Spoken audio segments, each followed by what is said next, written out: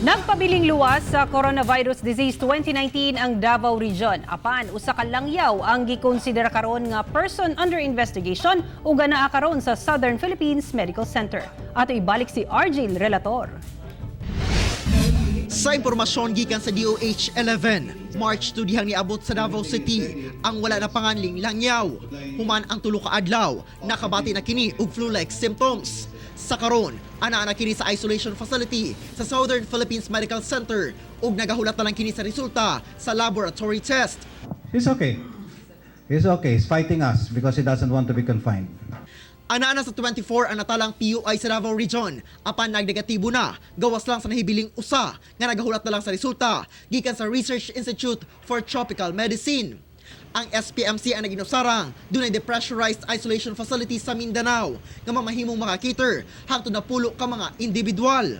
Ginahulat na lang ang reagent sa laboratory machine sa SPMC aron dili na kinahanglang ipadala pa ang swab samples didto sa kauluhan. We have already trying to procure a lot of disinfectants and needs and PPE for our workers in the facility.